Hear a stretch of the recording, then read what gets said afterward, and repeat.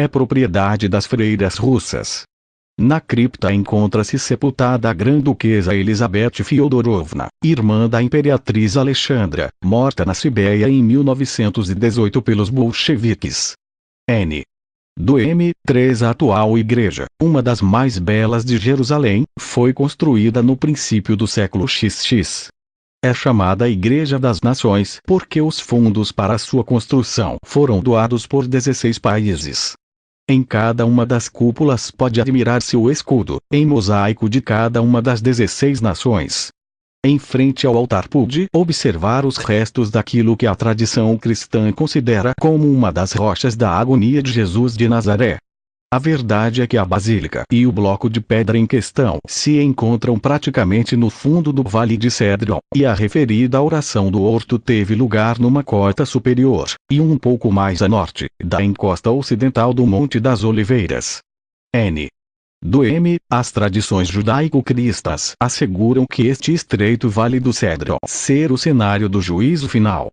N. Do M. também não sabia, naquele momento, o que buscava. Talvez algum oculto ou remoto vestígio de lugar onde o mestre costumava instalar o seu acampamento. Conforme me fui aproximando do jardim do Getsemane, aquele interesse foi se diluindo. Como já disse, nem mesmo o templo que recorda o lugar onde foi preso o Galileu está corretamente situado.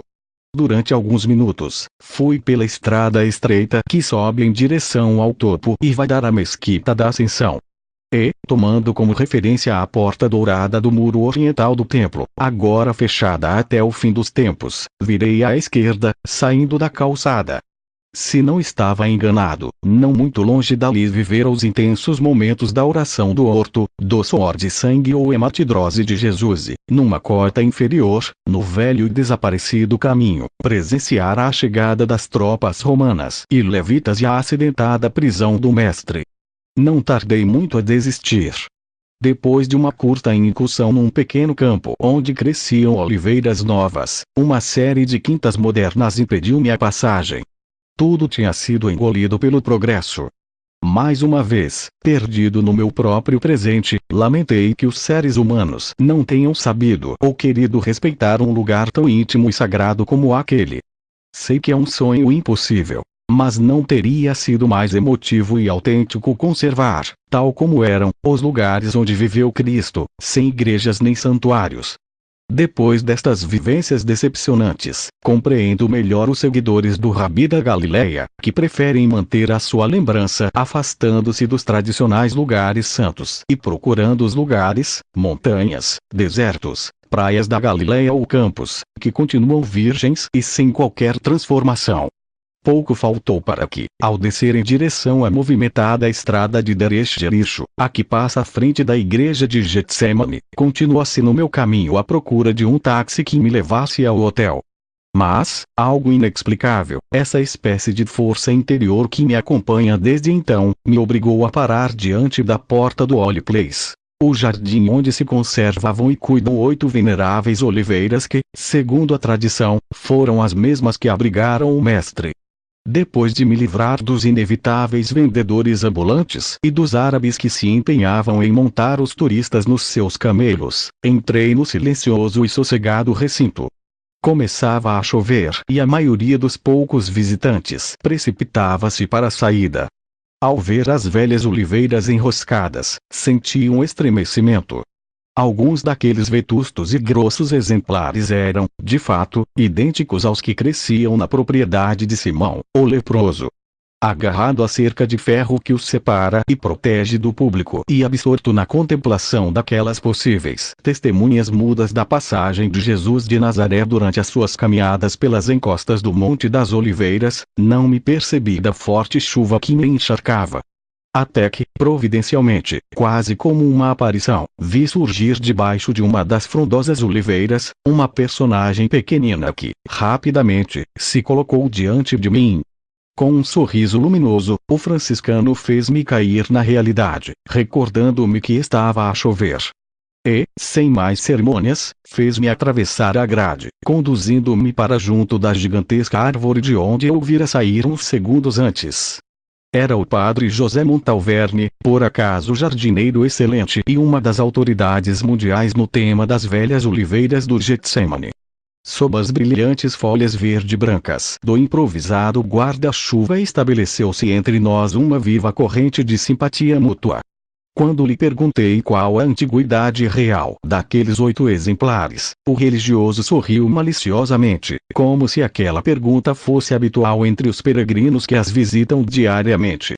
O amável e paciente franciscano explicou-me então que tinham submetido uma amostra de um tronco abatido em 1954 às provas do carbono 14.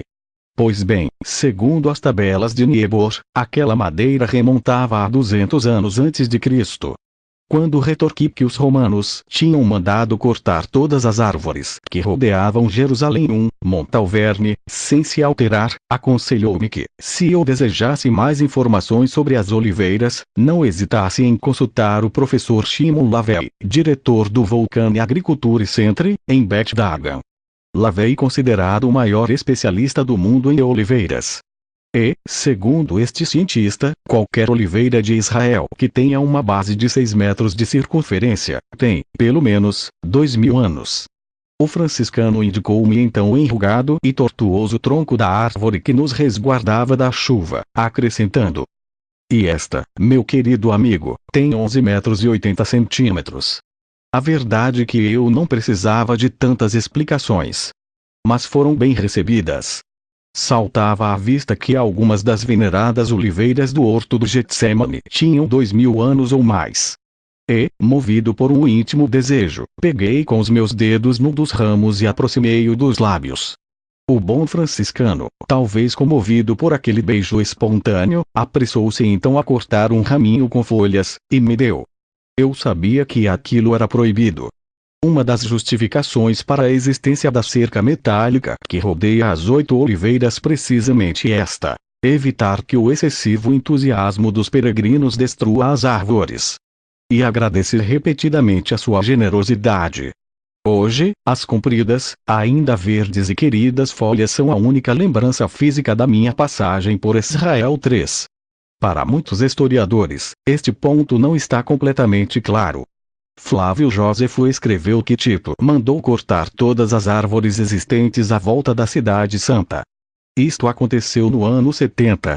Outros especialistas, por seu lado, opinam o contrário, que o general romano Vespasiano e o seu filho Tito tiveram a máxima preocupação em respeitar os lugares sagrados. E este, Getsemane ou Jardim de Zorobabel, como ainda lhe chamam os árabes, era considerado uma zona sagrada e monumental. Ao que parece, este jardim foi plantado por ordem do rei Ciro da Babilônia, por volta dos anos 520-530 ACN. Do M2 Durante a minha primeira visita a Israel, 1985, ao percorrer o Jardim de Getsemane, pude comprovar como alguns turistas chegavam a pagar $50 para que os respectivos guias lhes conseguissem, sempre às escondidas, algumas folhas ou ramos daquelas oliveiras. Entre as sombras do ocaso, com o meu precioso tesouro nas mãos, regressei finalmente ao nosso quartel-general, o Ramada Shalom. Eliseu estava à minha espera nervoso e impaciente. Algo de muito grave estava para acontecer. A preocupação dos meus companheiros era mais do que justificada. Durante a sua permanência na Embaixada dos Estados Unidos em Jerusalém tinha circulado um rumor, confirmado nessa manhã, que podia pôr em perigo a já complicada situação. As autoridades jordanas tinham prendido o chefe dos serviços secretos da organização guerrilheira palestina Setembro Negro, Abu Daoud, quando se preparava para entrar, de automóvel, na Jordânia, vindo da vizinha Síria. Com ele foram capturados outros 20 terroristas. A informação, devidamente comprovada pelo Mossad e pelo Agaf, estava correta e não demorou a chegar aos serviços secretos norte-americanos destacados em Amman, quase simultaneamente, aos de Israel. No dia seguinte, 20 de fevereiro, o jornal Davar confirmaria os fatos, prognosticando o repetrolhecimento da Guerra Fria entre a Líbia, defensora até as últimas consequências dos movimentos guerrilheiros palestinos, e a Jordânia. Aquilo, insisto, podia prejudicar-nos seriamente.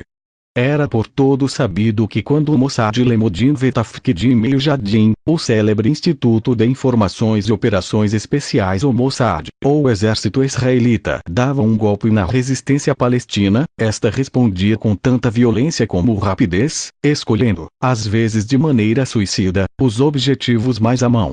E nós, a estação receptora de imagens, desmontada e escondida no interior da Mesquita da Ascensão, ramos mais que um hipotético alvo militar das facções palestinas. Aquela noite de 19 de fevereiro foi especialmente tensa. Receávamos pela segurança do berço, mas, salvo roer as unhas e tentar descobrir onde estava Curtis, não conseguimos grande coisa. O general, de acordo com as informações que tínhamos em nosso poder, devia encontrar-se, desde a manhã do domingo, 18 de fevereiro, em plena batalha com o Estado-Maior do general Eleazar, lutando e pressionando, para descobrir a nova localização da estação e o sistema operacional que permitisse o transporte dos equipamentos. Por volta das 11 horas dessa noite, finalmente, tocou o telefone do quarto de Eliseu, onde estávamos reunidos. Era o diretor do projeto. As suas ordens foram breves e contundentes. Tínhamos de pôr em andamento a fase azul do programa. Apesar das nossas insinuações, Curtis negou-se falando. Amanhã em Lot, foi a resposta dele. Está tudo preparado. O árabe estará aí às 8 horas. Boa sorte. 3 Nesta parte do diário do Major aparece um pequenino sobrescrito de plástico, colado à folha correspondente, contendo 3 folhas de oliveira de 45 centímetros de comprimento cada uma. Para mim também constituem um inestimável tesouro. N. Do Will H. ou H. Famudin, Serviços Secretos do Exército de Israel. Trabalha paralelamente ao Mossad. Trata-se de um departamento do Estado-Maior.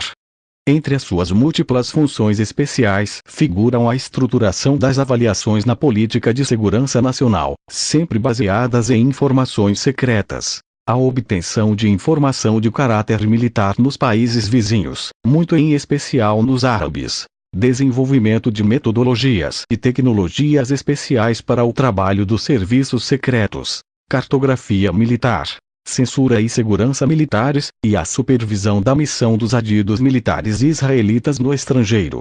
A sua eficácia era extraordinária, tendo granjeado, do mesmo modo que o Mossad, o reconhecido prestígio mundial. N. Do M.